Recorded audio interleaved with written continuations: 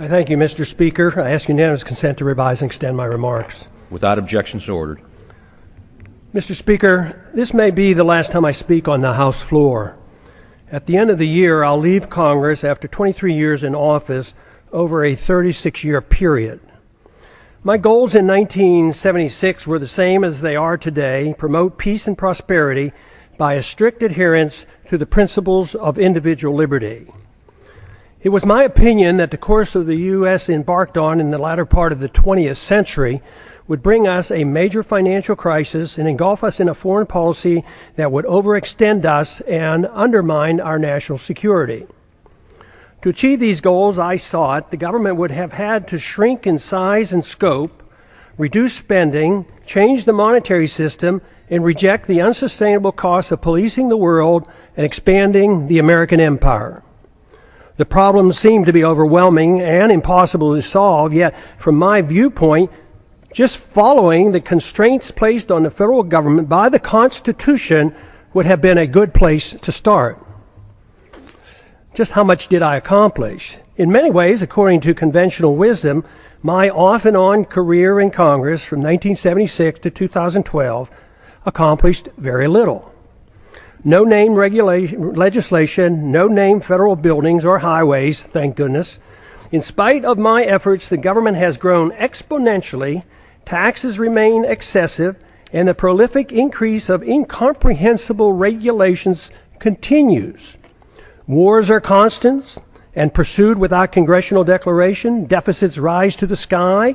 Poverty is rampant, and dependency on the federal government is now worse than any time in our history. All this with minimal concerns for the deficits and unfunded liabilities that common sense tells us cannot go on much longer. A grand but never mentioned bipartisan agreement allows for the well-kept secret that keeps the spending going. One side doesn't give up 1 penny on military spending, the other side doesn't give up 1 penny on welfare spending, while both sides support the bailouts and the subsidies for the banking and the corporate elite. And the spending continues as the economy weakens and the downward spiral continues. As the government continues fiddling around, our liberties and our wealth burn in the flames of a foreign policy that makes us less safe. The major stumbling block to real change in Washington is the total resistance to admitting that the country is broke. This has made compromising just to agree to increase spending inevitable, since neither side has any intention on cutting spending. The country and the Congress will remain divisive since there's no loot left to divvy up. Without this recognition, the spenders in Washington will continue to march toward a fiscal cliff much bigger than the one anticipated this coming January. I've thought a lot about why those of us who believe in liberty as a solution have done so poorly in convincing others of its benefits. If liberty is what we claim it is, the principle that protects all personal, social, and economic decisions necessary for maximum prosperity and the best chance for peace, it should be an easy sell. Yet history has shown that the masses have been quite receptive to the promises of authoritarians, which are rarely, if ever, fulfilled. Should we have authoritarianism or liberty? If authoritarianism leads to poverty and war and less freedom for all individuals and is controlled by rich special interests, the people should be begging for liberty. There certainly was a strong enough sentiment for more freedom at the time of our founding that motivated those who were willing to fight in the revolution against the powerful British government. During my time in Congress, the appetite for liberty has been quite weak. The understanding of its significance negligible. Yet the good news is that compared to 1976, when I first came to Congress, the desire for more freedom and less government in 2012 is much greater and growing, especially in grassroots America. Tens of thousands of teenagers and college-age students are, with great enthusiasm, welcoming the message of liberty. I have a few thoughts as to why the people of a country like ours, once the freest and most prosperous, allowed the conditions to deteriorate to the degree that they have. Freedom, private property, and enforceable voluntary contracts generate wealth. In our early history, we were very much aware of this. But in the early part of the 20th century, our politicians promoted the notion that the tax and monetary system had to change. If we were to involve ourselves in excessive domestic and military spending, that is why Congress gave us the Federal Reserve and the income tax. The majority of Americans and many government officials agreed that sacrificing some liberty was necessary to carry out what some claim to be progressive ideas. Pure democracy became acceptable. They failed to recognize that what they were doing was exactly opposite of what the colonists were seeking when they broke away from the British. Some complain that my arguments make no sense, since great wealth and the standard of living improved for many Americans over the last 100 years, even with these new policies. But the damage to the market economy and the currency has been insidious and steady. It took a long time to consume our wealth, destroy the currency, and undermine productivity, and get our financial obligations to a point of no return. Confidence sometimes lasts longer than deserved. Most of our wealth today depends on debt. The wealth that we enjoyed and seemed to be endless allowed concern for the principle of a free society to be neglected. As long as most people believed the material abundance would last forever, worrying about protecting a competitive, productive economy and individual liberty seemed unnecessary. The age of redistribution. This neglect ushered in an age of redistribution of wealth by government, kowtowing to any and all special interests, except for those who just wanted to be left alone. That is why today, money in politics far surpasses money currently going into research and development and productive entrepreneurial efforts. The material benefits became more important than the understanding and promoting the principles of liberty and a free market. It is good that material abundance is a result of liberty, but materialism is all that we care. If materialism is all that we care about, problems are guaranteed. The crisis arrived because the illusion that wealth and prosperity would last forever has ended. Since it was based on debt and a pretense that debt can be papered over by an out-of-control fiat monetary system, it was doomed to fail. We have ended up with a system that doesn't produce enough even to finance the debt, and no fundamental understanding of why a free society is crucial to reversing these trends. If this is not recognized, the recovery will linger for a long time. Bigger government, more spending, more debt, more poverty for the middle class, and a more intense scramble by the elite special interests will continue. We need an intellectual awakening. Without an intellectual awakening, the turning point will be driven by economic law. A dollar crisis will bring the current out-of-control system to its knees. If it's not accepted that big government, fiat money, ignoring liberty, central economic planning, welfareism, and warfareism caused our crisis, we can expect a continuous and dangerous march toward corporatism and even fascism, with even more loss of our liberties. Prosperity for a large middle class, though, will become an abstract dream. This continuous move is no different than what we have seen in how our financial crisis of 2008 was handled. Congress first directed, with bipartisan support, bailouts for the wealthy. Then it was the Federal Reserve with its endless quantitative easing. If at first it doesn't succeed, try again. QE1, QE2, QE3, and with no results, we try QE indefinitely. That is, until it too fails. There is a cost to all of this, and let me assure you, delaying the payment is no longer an option. The rules of the market will extract its pound of flesh, and it won't be pretty. The current crisis elicits a lot of pessimism, and the pessimism adds to less confidence in the future. The two feed on themselves, making our situation worse.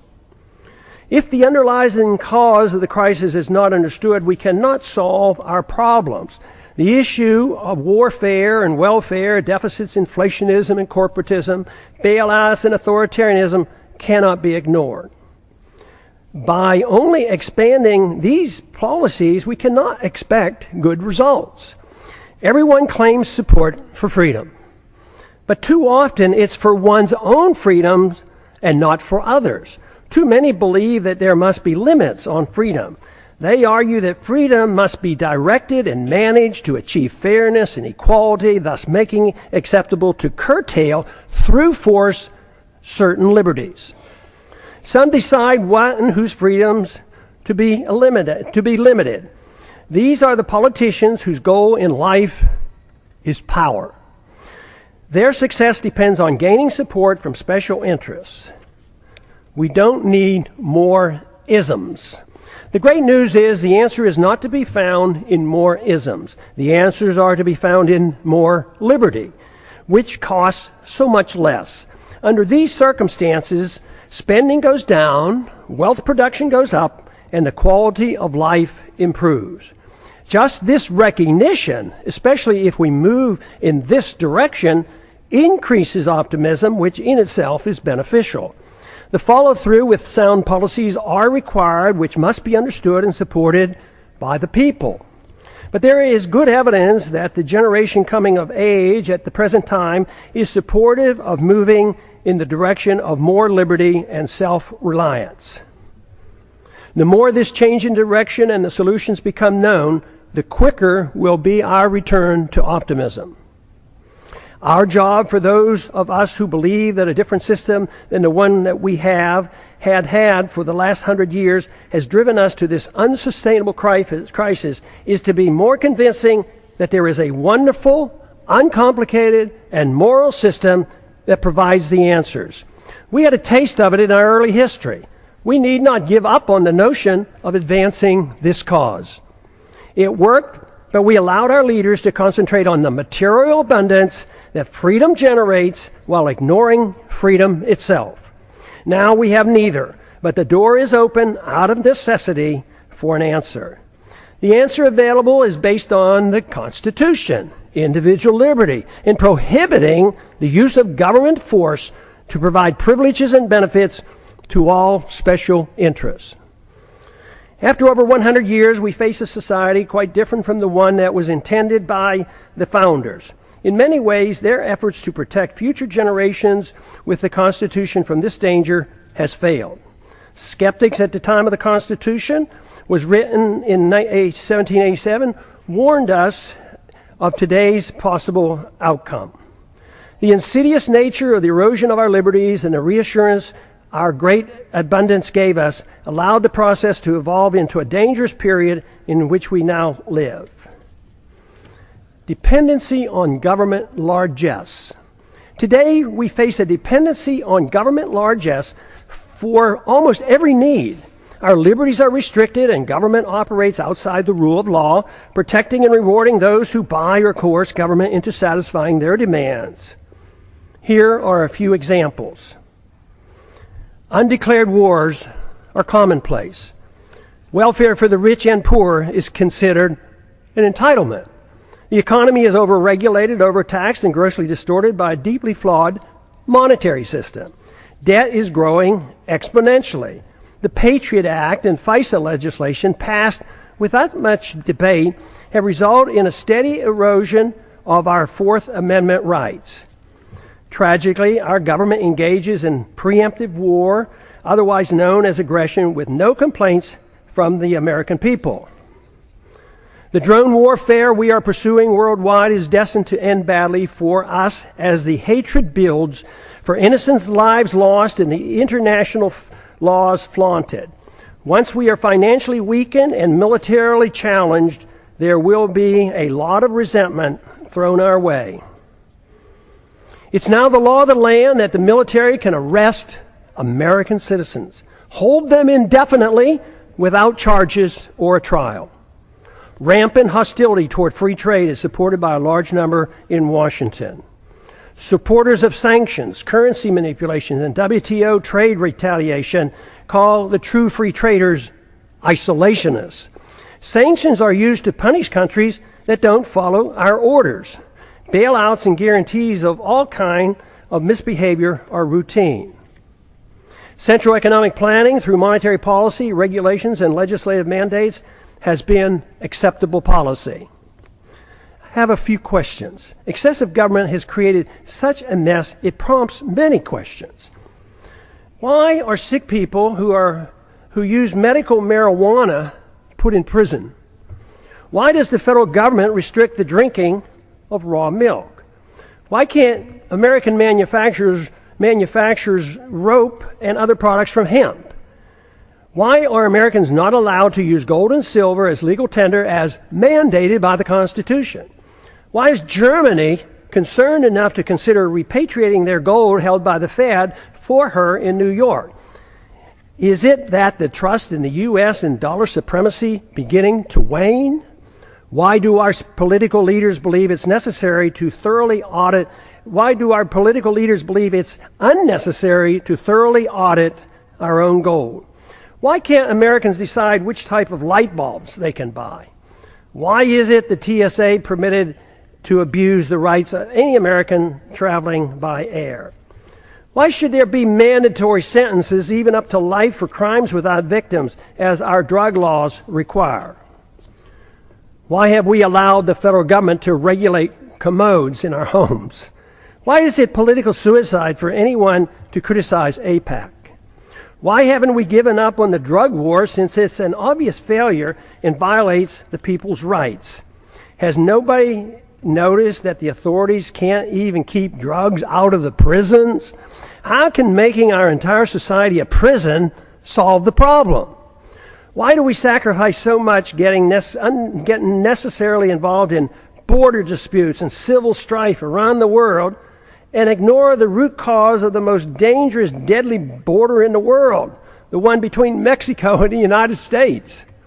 Why does Congress willingly give up its prerogatives to the executive branch? Why does changing the party in power never change policy? Could it be that the views of both parties are essentially the same? Why did the big banks, the large corporations, and foreign banks and foreign central banks get bailed out in 2008, and the middle class lost their jobs and their homes? Why do so many in the government and the federal officials believe that creating money out of thin air creates wealth? Why do so many accept the deeply flawed principle that government bureaucrats and politicians can protect us from ourselves without totally destroying the principle of liberty? Why can't people understand that war always destroys wealth and liberty? Why is there so little concern for the executive order that gives the president authority to establish a kill list, including American citizens, of those targeted for assassination? Why is patriotism thought to be blind loyalty to the government and the politicians who run it, rather than loyalty to the principles of liberty and support for the people? Real patriotism is a willingness to challenge the government when it's wrong. Why is it claimed that if people won't or can't take care of their own needs, that people in government are able to do it for them? Why did we ever give the government a safe haven for initiating violence against the people? Why do so many members defend free markets but not civil liberties? Why do so many members defend civil liberties but not free markets? Aren't they the same? Why don't more defend both economic liberty and personal liberty? Why are there not more individuals who seek to intellectually influence others to bring about positive changes, those who seek changes, than those who seek power to force others to obey their commands? Why does the use of religion to support a social gospel and preemptive wars, both of which require authoritarians to use violence or the threat of violence, go unchallenged? Aggression and forced redistribution of wealth has nothing to do with the teachings of the world's great religions. Why do we allow the government and the Federal Reserve to disseminate false information dealing with both economic and foreign policy? Why is democracy held in such high esteem when it's the enemy of the minority and makes all rights relative to the dictates of the majority. Why should anyone be surprised that Congress has no credibility since there's such a disconnect between what politicians say and what they do? Is there any explanation for all the deception, the unhappiness, the fear of the future, the loss of confidence in our leaders, the distrust and the anger and frustration? Yes, there is. And there's a way to reverse these attitudes. The negative perceptions are logical and a consequence of bad policies bringing about our problems. Identification of the problems and recognizing the cause allow the proper changes to come easily. We should have more trust in ourselves, less in the government. Too many people have far too long placed too much confidence and trust in government and not enough in themselves. Fortunately, many are now becoming aware of the seriousness of the gross mistakes of the past several decades. The blame is shared by both political parties. Many Americans now are demanding to hear the plain truth of things and want the demagoguing to stop. Without this first step, solutions are impossible. Seeking the truth and finding the answers in liberty and self-reliance promotes the optimism necessary for restoring prosperity. The task is not that difficult if politics doesn't get in the way. We have allowed ourselves to get into such a mess for various reasons. Politicians deceive themselves as to how wealth is produced. Excessive confidence is placed in the judgment of politicians and bureaucrats. This replaces the confidence in a free society. Too many in high places of authority became convinced that only they, armed with arbitrary government power, can bring about fairness while facilitating wealth production. This always proves to be a utopian dream and destroys wealth and liberty. It impoverishes the people and rewards the special interests who end up controlling both parties. It's no surprise that much of what goes on in Washington is driven by aggressive partisanship and power seeking, with philosophic differences being minor. Economic ignorance is commonplace. Keynesianism continues to thrive, although today it is facing healthy, enthusiastic rebuttals. Believers in military Keynesianism and domestic Keynesianism continue to desperately promote their failed policy as the economy languishes in a deep slumber. Supporters of all government edicts use humanitarian arguments to justify them. Humanitarian arguments are always used to justify government mandates related to the economy, monetary policy, foreign policy, and personal liberty. This is on purpose to make it more difficult to challenge.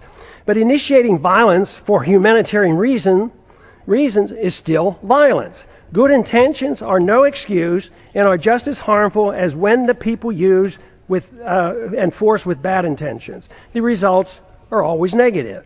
The immoral use of force is the source of man's political problems. Sadly, many religious groups, secular organizations, and psychopathic authoritarians endorse government-initiated force to change the world. Even when the desired goals are well-intentioned, or especially when they're well-intentioned, the results are dismal. The good results sought never materialize. The new problems created require even more government force as a solution. The net result is institutionalizing government-initiated violence and morally justifying it on humanitarian grounds. This is the same fundamental reason our government uses force for invading other countries at will, central economic planning at home, and the regulation of personal liberty and habits of our citizens. It is rather strange that unless one has a criminal mind and no respect for other people and their property, no one claims it's permissible to go into one's neighbor's house and tell them how to behave, what they can eat, smoke, and drink, or how to spend their money. Yet, rarely is it asked why is it morally acceptable that a stranger with a badge and a gun can do the same thing in the name of law and order. Any resistance is met with brute force, fines, taxes, arrests, and even imprisonment. This is done more frequently every day without a search warrant. No government monopoly over initiating violence is what we need. Restraining aggressive behavior is one thing, but legalizing A government monopoly for initiating aggression can only lead to exhausting liberty associated with chaos, anger, and the breakdown of civil society. Permitting such authority and expecting a saintly behavior from the bureaucrats and the politicians is a pipe dream. We now have a standing army of armed bureaucrats in the TSA, CIA, FBI, Fish and Wildlife, FEMA, IRS, Corps of Engineers, etc., numbering over 100,000. Citizens are guilty until proven innocent in the unconstitutional administrative courts. Government in a free society should have no authority to meddle in the social activities or the economic transactions of individuals, nor should government meddle in the affairs of other nations. All things peaceful, even when controversial, should be permitted. We must reject the notion of prior restraint in economic activity, just as we do in the area of free speech and religious liberty. But even in these areas, government is starting to use a backdoor approach of political correctness to regulate speech, a very dangerous trend.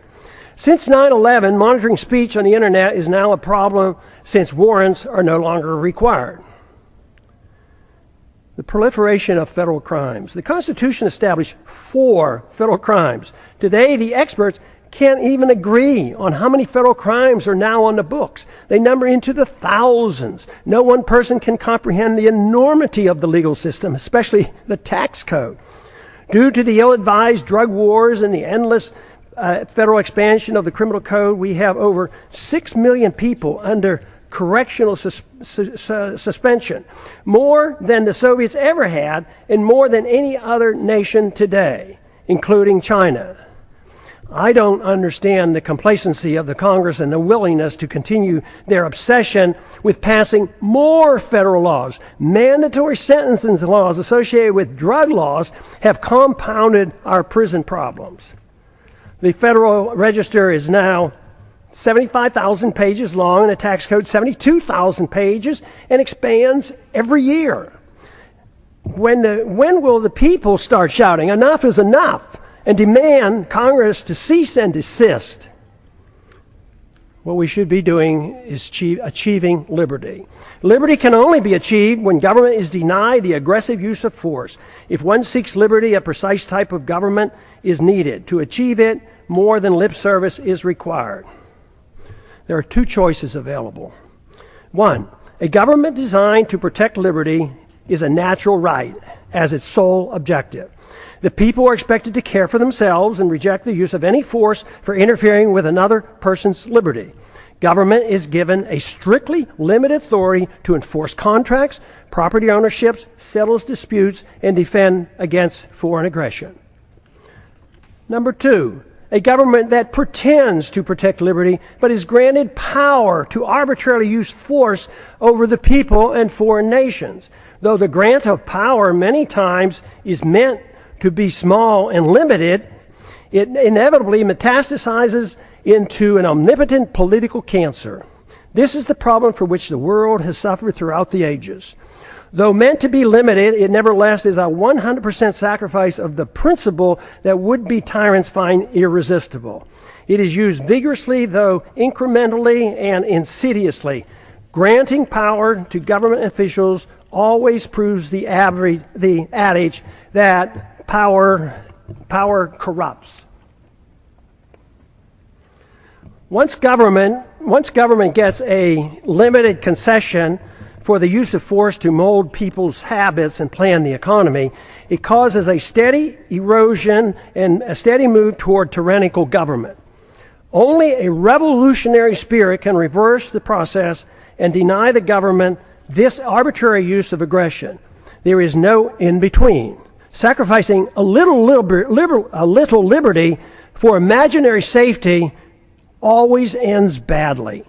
Today's mess is a result of Americans accepting option number 2, even though the founders attempted to give us option number 1. The results are not good. As our liberties have been eroded, our wealth has been consumed. The wealth we see today is based on debt and a foolish willingness on the part of foreigners to take our dollars for goods and services. Then they loan them back to us to perpetuate our debt system. It's amazing that it has worked for this long, but the impasse in Washington in solving our problems indicate that many are starting to understand the seriousness of this worldwide debt crisis and the dangers we face. The longer this process continues, the harsher the outcome will be. The financial crisis is actually a moral crisis. Many are acknowledging that a financial crisis looms, but few understand it's in reality a moral crisis. It's the moral crisis that has allowed our liberties to be undermined and permits the exponential growth of illegal government power. Without a clear understanding of the nature of the crisis, it will be difficult to prevent a steady march toward tyranny and the poverty that will accompany it. Ultimately, the people have to decide which form of government they want. Option number 1 or option number 2. There is no other choice. Claiming there is a choice of a little tyranny is like describing pregnancy as a touch of pregnancy. It is a myth to believe that a mixture of free markets and government central economic planning is a worthy compromise. What we see today is a result of that type of thinking, and the results speak for themselves. A culture of violence. Americans now suffer from a culture of violence. It is easy to reject the initiation of violence against one's neighbor, but it's ironic that the people arbitrarily and freely anoint government officials with monopoly power to initiate violence against the American people, practically at will. Because it's the government that initiates force, most people accept it as being legitimate. Those who exert the force have no sense of guilt. It is believed by too many, that governments are morally justified in initiating violence supposedly to do good. They incorrectly believe that this authority has come from the consent of the people. The minority, or victims of government violence, never consented to suffer the abuse of government mandates, even when dictated by the majority.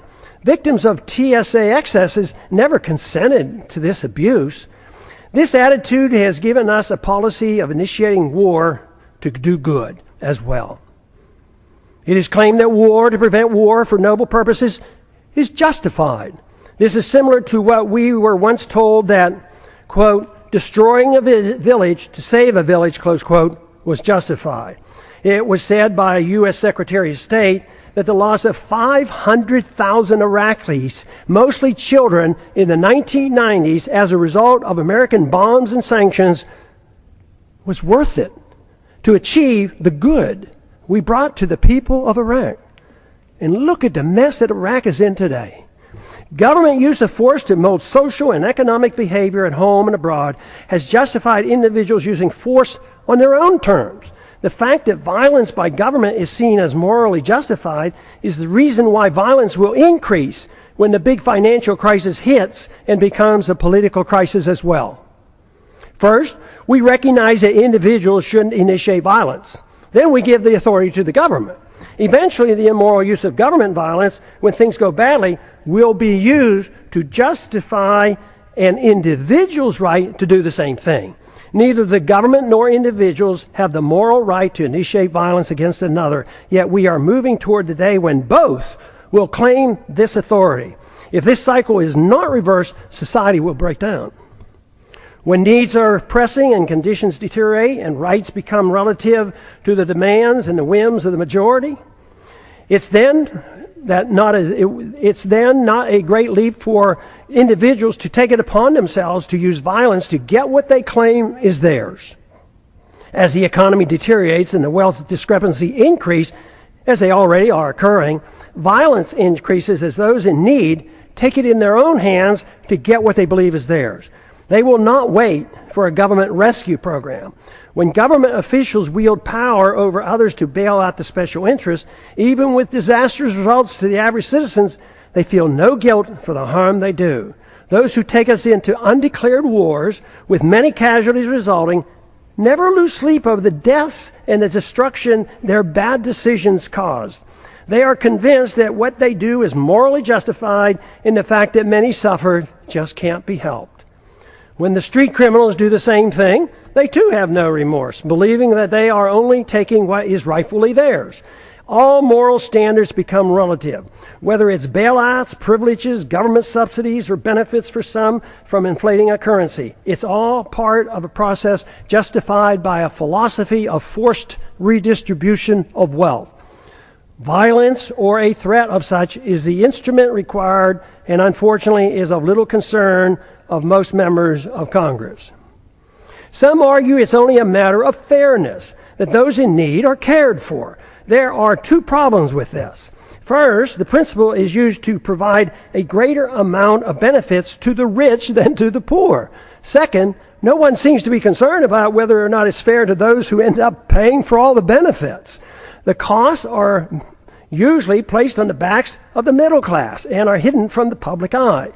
Too many people believe government handouts are free, like printing money out of thin air and there's no cost.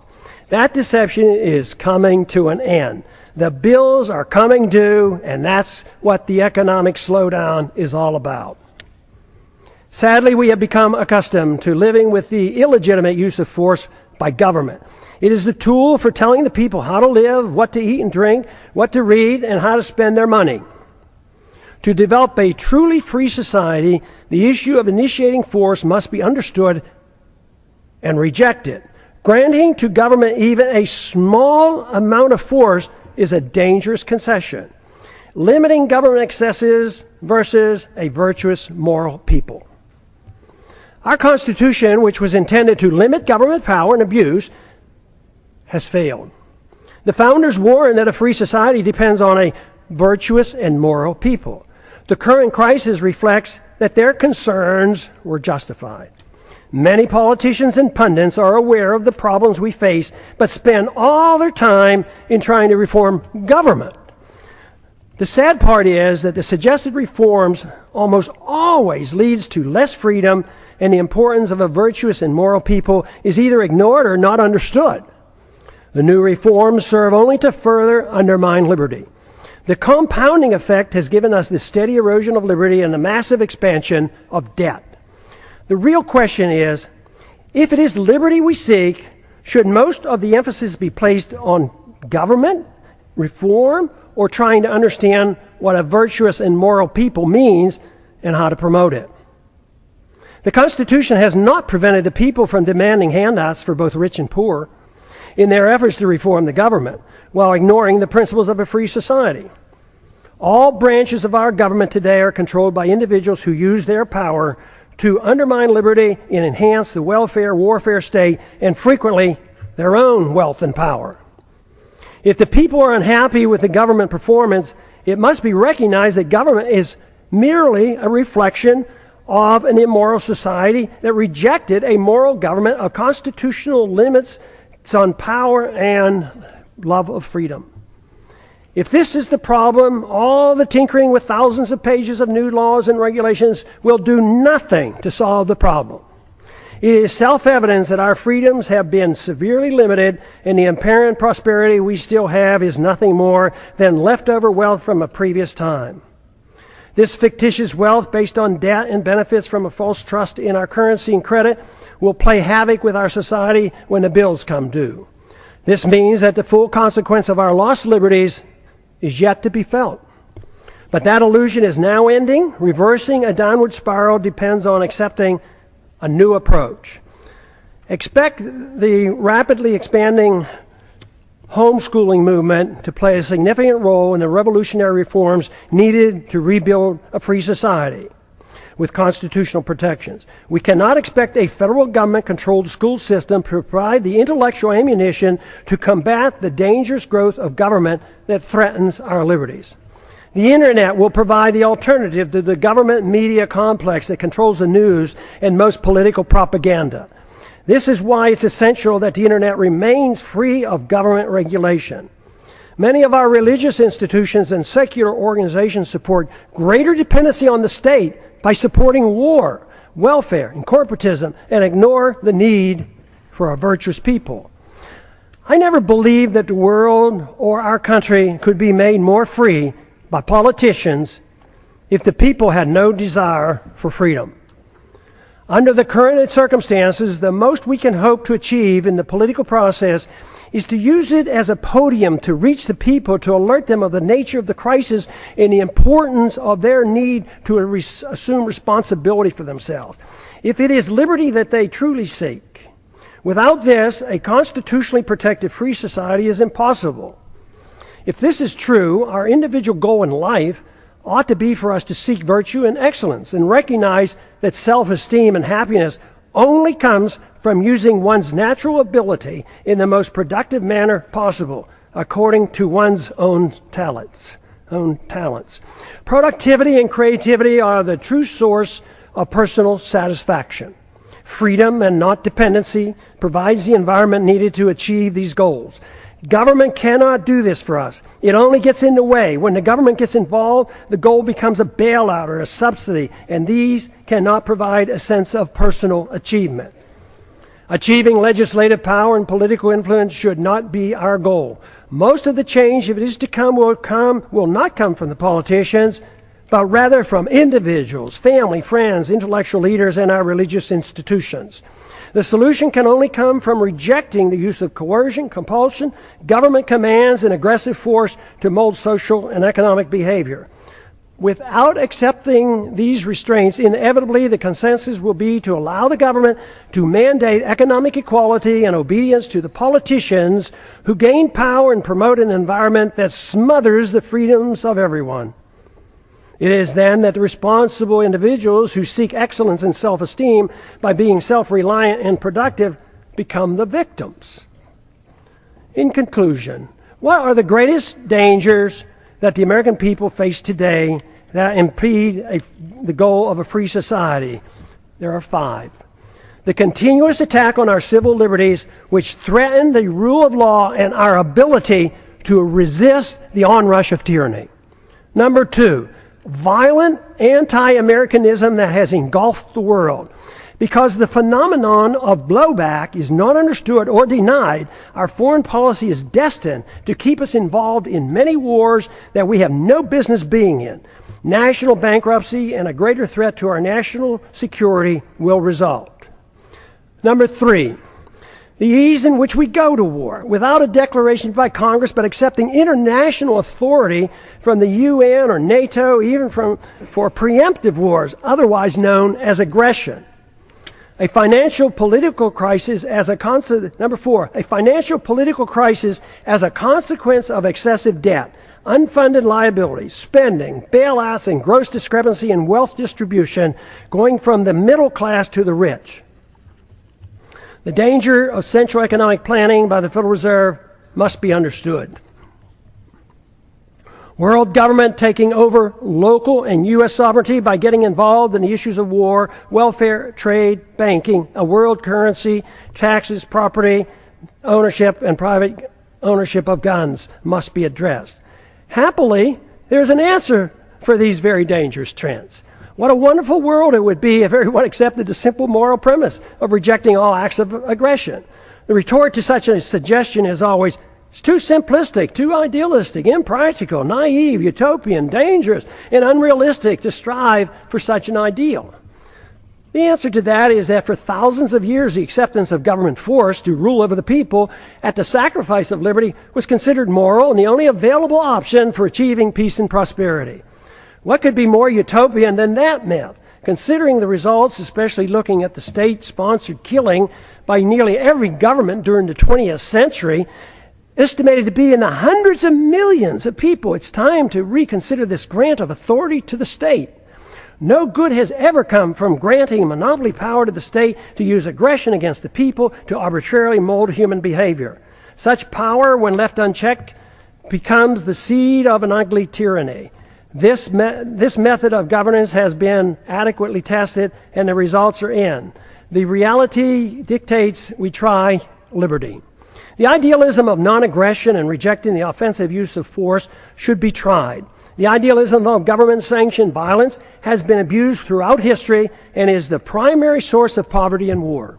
The theory of a society being based on individual freedom has been around for a long time. It's time to take a bold step and actually permit it by advancing this cause rather than taking a step backwards as some would like us to do today. Today, the principles of habeas corpus, established when King John signed the Magna Carta in 1215, is under attack in our own government. There's every reason to believe that a renewed effort with the use of the internet, that we can instead advance the cause of liberty by spreading an uncensored message that will serve to rein in government authority and challenge the obsession with war and welfare. What I'm talking about is a system of government guided by the moral principles of peace and tolerance. The founders were convinced that a free society could not exist without a moral people. Just writing rules won't work if the people choose to ignore them. Today, the rule of law written in the Constitution has little meaning for most Americans, especially those who work in Washington, D.C. Benjamin Franklin claimed, quote, "Only a virtuous people are capable of freedom." John Adams concurred, quote, "Our Constitution was made for a moral and religious people. It is wholly inadequate for the government of any other." A moral people must reject all violence in an effort to mold people's beliefs or habits. A society that boos or ridicules the golden rule is not a moral society. All great religions endorse the golden rule. The same moral standards that individuals are required to follow should apply to all government officials. They cannot be exempt. The ultimate solution is not in the hands of the government. The solution falls on each and every individual with guidance from family, friends, and community. The number one responsibility for each of us is to change ourselves with hope that others will follow. This is of greater importance than the working on changing the government. That is secondary to promoting a virtuous society. If we can achieve this, then the government will change. It doesn't mean that political action or holding office has no value. At times, it does nudge policy in the right direction. But what is true is that when seeking office is done for personal aggrandizement, money, or power, it becomes useless if not harmful. When political action is taken for the right reasons, it's easy to understand why compromise should be avoided. It's also become clear why progress is best achieved by working with coalitions, which bring people together without anyone sacrificing his principles. Political action, to be truly beneficial, must be directed toward changing the hearts and minds of the people, recognizing that it's virtue and morality of the people that allow liberty to flourish. The Constitution or moral laws per se have no value if the people's attitudes aren't changed. To achieve liberty and peace, two powerful human emotions have to be overcome. Number one is envy, which leads to hate and class warfare. Number two is intolerance, which leads to bigoted and judgmental policies. These emotions must be replaced with a much better understanding of love, compassion, tolerance, and free market economics. Freedom, when understood, brings people together. When tried, freedom is popular.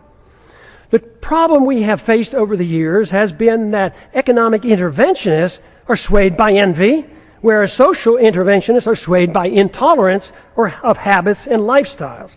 The misunderstanding that tolerance is an endorsement of certain activity motivates many to legislate moral standards which should only be set by individuals making their own choices. Both sides use force to deal with these misplaced emotions. Both are authoritarians. Neither endorses voluntarism. Both views ought to be rejected. I have come to one firm conviction after these many years of trying to figure out the plain truth of things. The best chance for achieving peace and prosperity for the maximum number of people worldwide is to pursue the cause of liberty. If you find this to be a worthwhile message, spread it throughout the land. And I yield back the balance of my time. Back.